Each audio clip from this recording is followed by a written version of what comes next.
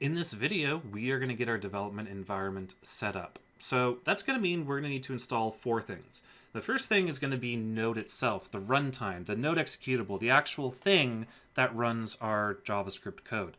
The second thing we're going to need is NPM, or the Node Package Manager. That's the thing that's going to allow us access to the huge array of different modules available on the NPM repository that makes working with Node so great.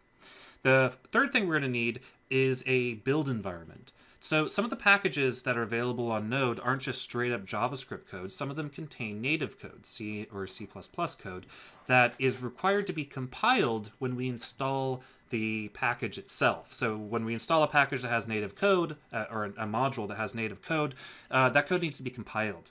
And it needs to be compiled on our machine and targeted to our operating system, because obviously this is all cross-platform, so we need a build tool that will allow us to compile that cross-platform code. Now, the fourth thing we're going to need is our editor.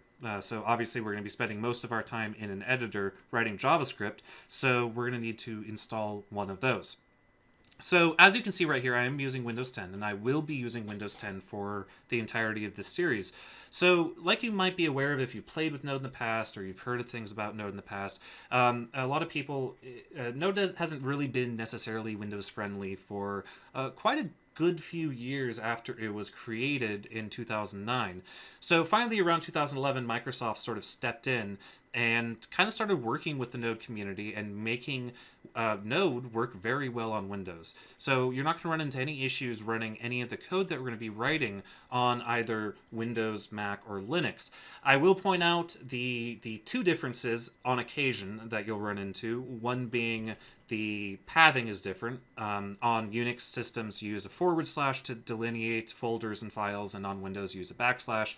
And then there's also the problem with casing, where Windows is a has a case-insensitive file system, whereas Unix systems typically will have a case-sensitive file system. But when we refer to specific files, we should always be using proper casing, so that shouldn't become an issue. Again, I'll point these differences out as we go along. So yeah, if you have macOS, you're going to be presented with a different page than what you see here on my screen if you go to Node.js.org, and it's going to let you download the macOS installer. So it couldn't be any easier on macOS and Windows. You just go ahead and download the installer, like I've already done. I've downloaded the Node version 5.20 installer, 64-bit, by clicking this button right here. Now, if you're running a Linux system, you can hop on over to the download documentation, and you'll find a page that shows you how to use the various different package managers on different distributions to go ahead and download Node. So be sure to go ahead and do that. Now, while we're on this page, if you are running Linux, be sure that in addition to downloading Node, you also download your build tools. Now, when it comes to Windows, I'll talk about the build tools in a second, but for Linux users, make sure you grab your build essentials. So it even says that in the documentation. For example, if I click here on Debian and Ubuntu and all the other aptitude-based distros, you'll see here that they also suggest you download the build essentials. Be absolutely sure to do that, because like I said before, you are going to need to be able to compile native code to work with some of the modules that we're going to be using in this series. So before I talk about building on Windows, let's hop back over here and talk just really, really briefly about these versions here. I do highly recommend to follow along with this course that we use version 5.20 of Node. If you have a previous version of Node, be sure to go ahead and uninstall it and reinstall it with the latest version. And the reason for that is in recent versions of Node and NPM, we've gotten some really, really cool features that that I'm going to be taking advantage of. Particularly, the more recent versions of Node are now updating their V8 engine, Chrome's V8 engine. Or rather, they're using the updated Chrome V8 engine so that we can take advantage of JavaScript ES6 features. So, or rather just ES6 features. And so you definitely want to make sure that you grab the latest version of that. All right, so now talking about Windows build tools. So the pretty much the standard Windows build tool of them all is going to be Visual Studio. And Fortunately, that works great with the NPM packages that we're going to be needing. In fact, we're going to be using Visual Studio 2015. Now, so what I'm saying is you will have to go ahead and download Visual Studio 2013 or 2015 to follow along here, but we're not going to actually open up Visual Studio. And the reason is we just really need the C++ compiler and standard libraries from Visual Studio. We don't need the editor or anything like that. We're not even going to touch the actual IDE in this series. I do want to point out, though, that Visual Studio 2015, like I was saying earlier, Microsoft's been really working on making Node.js a very first-class citizen in Windows. Visual Studio 2015 contains a lot of really cool Node-based tools and Gulp-based tools and NPM as well as Bower. The thing is, though, is Visual Studio will come with a version of Node that is older than the version that we're going to be using in this series. So we're not going to be using Visual Studio. There is a way to tell Visual Studio to use a different version of Node, and I'll talk about that in a later video. That's just for Visual Studio specific people who are interested in working with Visual Studio. But I want to point out that yes, you will install Visual Studio, you will get a copy of Node, but it's not going to be the version of Node that we're going to be using. And I'll show you guys how to make sure you have the right version of Node installed here in a moment. So to download Visual Studio 2015, it's completely free. The Community Edition is completely free and fully featured. Just hop on over to the top here, visualstudio.com, from Downloads. And on top Downloads, you see it right here, Visual Studio Community. So you'll want to go ahead and grab that and install it. You can do a minimal installation, of course, as long as you install the build tools, the C++ build tools. Okay, so once you have that installed and all is well, the editor I'm going to be using in this series is Visual Studio Code. Now, Visual Studio Code is an open source cross-platform editor made by Microsoft, and it'll, like I said, it's cross-platform. It's going to run on Linux, Mac OS, and Windows. Hey, it even says it right there. So you guys can, no matter what platform you're on, you can follow along using code if you want to. But if you don't want to use code, any editor is fine. I mean, obviously, I wouldn't recommend using, Notepad, but if you wanted to use Sublime or Emacs or Vim or whatever you have installed and are comfortable with, you are welcome to do so. I'm not going to be using any specific features of VS Code that'll make it impossible to follow along. I just personally really like it as a very lightweight editor that that's actually, I've been really happy with it personally. It's fairly new. It's even still in beta.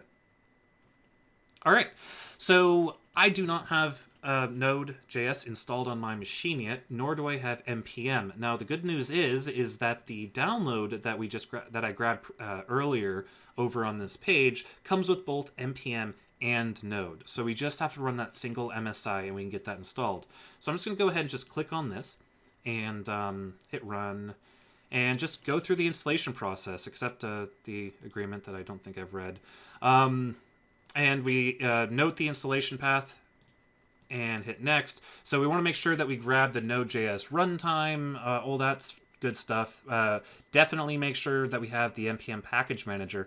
Also, add to path. That's important. We want to add Node to our path, and the reason for that is we are going to be working in our command line a lot. And we want to be able to just, in our command line, or our terminal, depending on which operating system you're using, we want to just be able to type in Node, or NPM, or Grunt, or Bower, or what have you.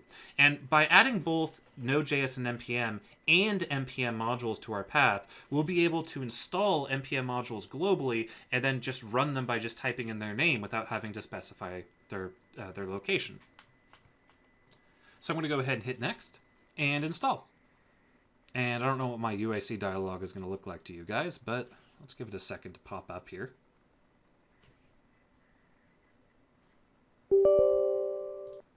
And we're off. So this really shouldn't take that long, but I'm going to go ahead and pause anyway. And it looks like we're set up. So we can go ahead and hit finish. Now, you might have to restart your system if you're running Windows for these to take effect. And that's because it's going to be modifying your path. In fact, I can go ahead and show you guys right now. If I open up my my environment variables, the super awesome environment variable editor that came out in the latest version of Windows 10 that I highly recommend you guys update to. And it ran off onto one of my monitors. Let me go ahead and track that guy down. There we go. head over to environment variables.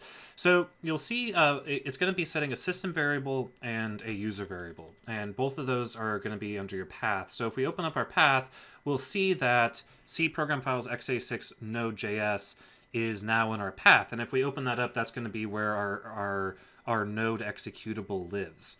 And so that'll allow us to run Node from the command line. Now, if you cancel out of that, you'll also notice in your local variables, under your account, you'll also have another item added to your path, which is going to be C users, your username, app data, roaming, and NPM. So that's going to be where NPM will install global packages to. It'll also be where NPM is going to store your config, and we'll talk about that in a quick second here because that's something we're going to need to do. But before we do that, let's hop over to our command line window. Now, I want to point out, if the following thing doesn't work for you, go ahead and restart your system, or log out, log back in, whatever. And it'll work for me because I had these environment variables set during my last restart. I just unset them during this restart, so I'll be good, but you guys might need to either log back in, or restart. So you should now be able to type in, open up a command prompt and type in node-v and hit enter. Now the version you should get is version 5.2.0. If you do not get, well, let's go over potential issues. If you don't get anything, it says it couldn't find Node anywhere. It's an invalid command or whatever CMD says when you do that. That might be because you haven't restarted your computer. Now, if you get the wrong version of Node, that might be because you have an existing version of Node set, but in your system environment path variable, you have higher precedence to use that version of Node than this version of Node. So make sure that when you go into your environment variables, if you're getting a different version, that you, and by the way, I did that by just opening my start menu, typing in env, and going down to edit environment variables for my, whoops, I should have said for my system. Go to environment variables. Now, that might be that in your path, one of these paths here is pointing to an existing version of Node.js. Now, you can either go ahead and completely nuke that entirely off your file system, or you can just go in here, edit the path so that the only entry to Node.js is the one that points to the one that was just installed by the installer. So again, I can't stress this enough, make sure you're using the correct version of Node. So 5.2.0 or later, depending on what all you future people have access to. You can also do npm-v, and that'll give you the version of the npm package manager that you have installed as well. All right, so speaking of NPM, if you are on Windows, there is a very important thing you must do, and that is you must specify which version of Visual Studio you have installed. So if you don't do this and you try to compile some sort of native module, which we will be doing in this series, you will get a compilation error, and those are not fun. So make sure that you type in the following command once you have access to the correct version of NPM. And that's going to be npm space config space set, and then you're going to want to set this following parameter, msvs_version. So Microsoft Visual Studio _version, and you're going to do a space and then do 2015, and then you're going to want to do -- global. And what this will do, once you hit enter, is it'll go off and write a configuration value that'll be global to the entirety of NPM that'll specify the correct version of Visual Studio.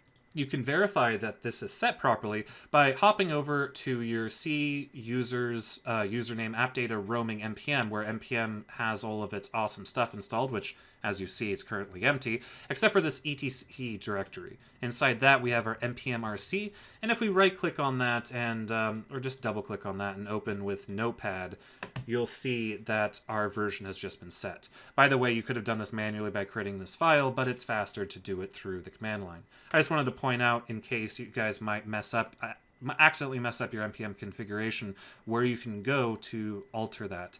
And yeah.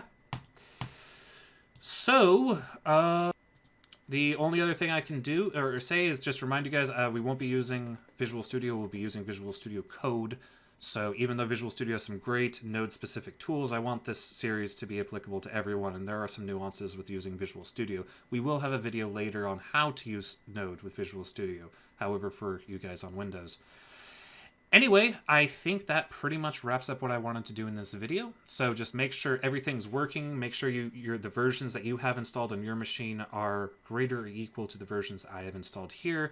And I think we're ready to get started.